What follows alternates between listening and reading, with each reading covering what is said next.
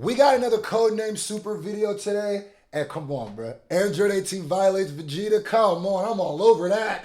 That I'm man all Akira couldn't over let this. Vegeta smile any longer. That man was really having the best day of his life until he ran into 18. And this day he showed off Super Saiyan and caught a dub in front of the whole squad. He was really... Yo, he did that android so filthy. He did that fat pre-boo android so nasty, bro. When you go back and watch that fight, that is peak Vegeta. That is the one time Vegeta's confidence matches his level. You feel me? And that's the one time where he knows he's gonna beat you and then thoroughly beat you. Most of the time when he knows he's gonna beat somebody, he does something and lets that motherfucker get off. You feel me? Come back. You feel me? at his peak. But Akira couldn't let that rock, so he created one of the most vile beatings in Dragon Ball, and of course that had to happen to Vegeta. So let's get into the fight. So first they stand off against each other, and then 18 pulls up on him, and they just start boxing. I was like, oh shit, they won. Vegeta dodges and grabs her arm and throws her against the wall. And I'm crying, look at how she landed. Shorty is not Spider-Man. And the craziest part, bro, if you was around when these episodes were, well, maybe not just premiering, but premiering when I was young, when Vegeta unlocked Super Saiyan and beat that android boy, niggas was on a high. And then when this happened, thoroughly thrashed all of that. And look at 16 concerned about birds, bro. Those birds don't know you. Vegeta follows up on his last attack. 18 is just eating that shit. Like, look at that. She is not phased. And this part is kind of wild. A truck driver pulls up, wrong place, wrong time. Bro was just trying to do his job. And understandably, he tells those random ass people to move the fuck out the way. He was trying to get through. And those are the last words that man will ever say, because this man Vegeta attacks 18 and she jumps out the way. And nah, the people who made Kai be trolling, because listen to this.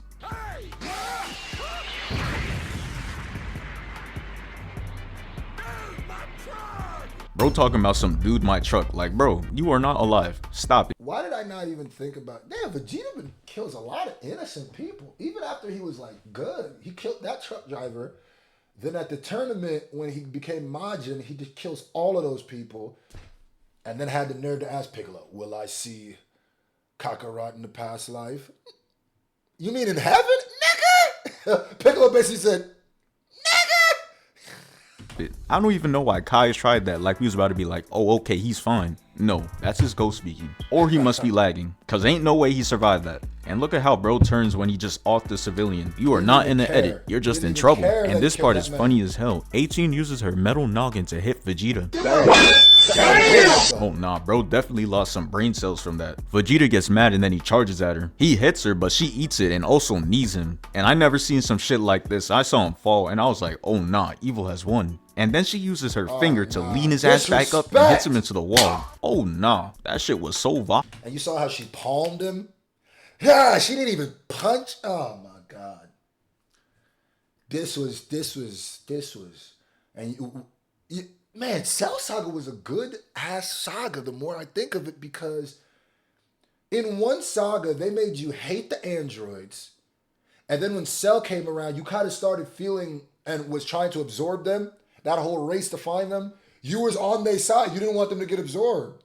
And then when, I ain't gonna lie to you, this is a hell of a saga, bro. After hitting this man Vegeta in the wall, the rest of the squad pulls up, and then this man Vegeta just walks out and starts smiling like he didn't just get violated. Like, bro, your face is keeping score. We all know you was getting worked. 18 started talking crazy. She like, if you want to run, go ahead. You ain't worth shit if you do though. And he just like, no way you talking like I'm not about to put your ass 6 feet under. And she like, stop all that talking. Let's get to boxing. Gets the first hit. Vegeta jumps out the wall head. And I'm gonna keep it tall. The androids, when you really look back at it, they weren't that evil. Like these androids, not the androids from Future Trunks' time. These androids didn't really, was there a scene where they killed a bunch of people? Because they weren't really that bad. They really just had a mission to kill Goku. And if you want Goku, they let you live. They weren't even tripping. They were just like, she was literally ready to let Vegeta go, like, you can go, nigga. We don't have to finish this. I already embarrassed you. That's some real respectable It's Vegeta that yeah, you gonna see what happens to his arm. Buster, and then he hits her ass to the Vegeta's ground. fault. And You're to supposed to finish give it up. off, he uses a ki blast to hit her. And look at Vegeta posing like he just cooked up. All bro did was mess with the fit. She drops the coat and they go back to throwing hands. And Trunks is thinking to himself, wow, my dad is really holding his own against 18. And Piccolo says out loud, now he about to lose. He gonna get cooked. The second this man says that, they put the cameraman back on Vegeta. And oh my lord, was this man getting the work. She catches this man's punch and knees him in the stomach. Oh nah, look what they doing to the prince. Trunks is just watching this violation. She throws his ass to a rock. Brody's in agony and he sees 18 walking towards him. He's like, oh nah, let me get this lick in real quick. Goes at her. Weave. Right behind you. Stupid. Had his ass enjoying the view of the clouds for like 3 seconds. Oh nah. Then 18 comes up behind him and this man slowly turns. And I know Akira was like, this the part that I like the most. This scream haunts me to this day. It's not Chris Sabat. Chris Sabat does Goku, right? Or does he do Vegeta? The voice of Vegeta, A1 voice acting with this scream. Because I'm like, wait, did they really break the voice actors? Well, here. Because it sounds like they really, hold on. It's the part that I like the most. Watch this. What's the part you like the most? and then it happens. That might be the most brutal thing that's happened in Dragon Ball Z. Bro, did you see his arm? They animated that so you knew his arm was broken. Just literally rotate out the socket like, and I don't know if they're gonna show the scream because it takes Vegeta a second to scream. It was so realistic. It literally was like, his brain, like his body was in shock. And then when he realized his arm was broke, yo, that scream gives me goosebumps to this day. That man, Dr. Gero, wasn't playing when he said he was watching all the fights.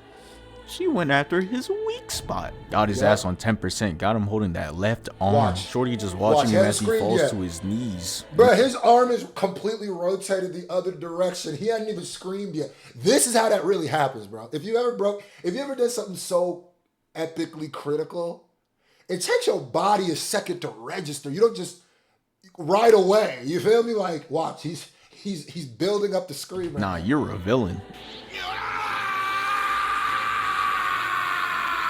After 18 he don't scream that hard when he power up, bro. And did you hear the blood curdle in the beginning? Run that back. I don't know how he perfectly pulled the scream on. Villain. After 18 disconnects Vegeta's left arm like an AirPod. Trunks just couldn't watch anymore, so he had. And you know what's the craziest part too is Vegeta's weak arm because that's Vegeta always holding that shoulder. So, yo, whoever choreographed this fight did a good job. To pull up. But here's the problem. When they pulled up for the first time, 17 told them that if anybody interrupts the ones, he's gonna come in and drop their ass. And Trunks broke that rule. And that shit wasn't even worth it. He really. And y'all see how the villains are the ones setting the rules and not breaking them. It's the heroes. They said, bro, it's a one-on-one. And she gave Vegeta the opportunity to quit.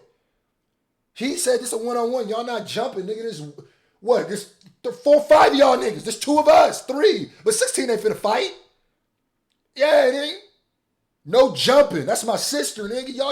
Y'all try to jump my sister. It's over, nigga. That's how I respect it. He went Super Saiyan and charged at her. Whipped out his sword and everything just for her to block it with one arm. I was like, please don't tell me he goes out sad. And peep the way he looks at his sword. He like, oh no, this shit is trash. And then 17 comes up right behind him. Yeah. And he was like, I thought I told your bitch ass not to jump in. With that weak ass sword. Sister. Now Trunks is just on the. I respect 17, bro. Yeah, nigga, I told you not to jump and he could have done you way more foul, nigga.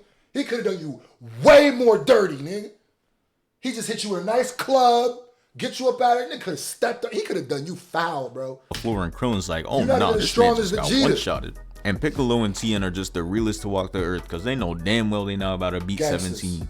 But they always... This is why I always hate when niggas hate on the Earthlings or Piccolo. Because I keep saying, bro, the fact that they even pull up to these shits, and there's such a power deficit between Goku, Vegeta, Gohan, and everybody else, that's gangster, bro. That's why Krillin the biggest gangster minus this son he did in the saga.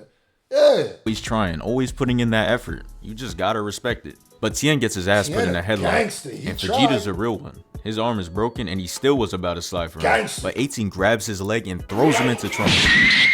And watching this low-key got me annoyed because why Trunks only take 2 hits and he's already done? This is why I used to be unloyal when it came to who was my favorite character. Cause how can this man get 2-shotted like that and he's already gone? This man is a whole Super Saiyan. And he gets dropped like that, I had to unclaim him. Anyways, the camera pans out and we see this man Krillin did not move. Tien is still in a headlock bout. Oh, I ain't gonna lie, Krillin, you a bitch. I ain't even know you ain't jump. I forgot you ain't jump in. You a bitch, nigga. You a hoe, nigga. I ain't gonna lie. I stand up for Krillin as much as I can. But he was such a hoe ass nigga in Saga. I don't know. You ain't jump in? You thought Tien and Piccolo thought they had a chance? No, but they're saying, well, maybe there's more bodies. Maybe they have a difficult time. Because you saw how 18 had to, she couldn't even, she wanted to do Vegeta foul. But since Trunks was there, she's like, fuck. So she had to just throw him in. And you sitting up there? Nigga, Destructo disc something. Kenzai disc something, nigga. Other way, but Krillin turns to his left and he sees that 16 is just standing there. And bro, 16's personality is just being over 6 feet tall. Why is bro just standing there like a light pole? And Krillin's just like, who is this? So Piccolo gets up and he's like, oh nah, Vegeta and Trunks are taking L's like this and you over here talking about 16. Nigga, jump in there, bro. Out and looks up and sees Tien in a chokehold. And again, with no hesitation, he slides for Tien. But that man 17 made Piccolo look like he was made out of rubber. But that man is not Luffy. So that shit takes him out. And then we see everybody on the floor. But that man Vegeta thought he was a part of Sneak Nation. Tried to get a free hit, but shit wasn't sweet. 18 dollars. What I also love about Vegeta is a dirty fighter. Vegeta is the dirtiest fighter in Dragon Ball Z. And I love, what I like about the writing and the choreographing of the fighting of Dragon Ball Z is they know the characters and they fight exactly how they would fight in real life. Vegeta not losing, bro. He not losing, bro. If I got to throw dirt in your eyes, sneak you, I'm finna do that, bro. Dodges it and is like, don't try that shit again. Yeah, try to sneak and she starts to violate. She knees him in the head, steps on his back, and then she lets him get up just to kick him. Now, Dr. Gero was in his bag when he made these androids. They should have never let him cook. But yeah, she steps on his arm and disables the other one. And yeah, it was just raps. If one arm is 10%, then the other arm, that man is just done. Yeah, man. What an epic fight. I love that fight.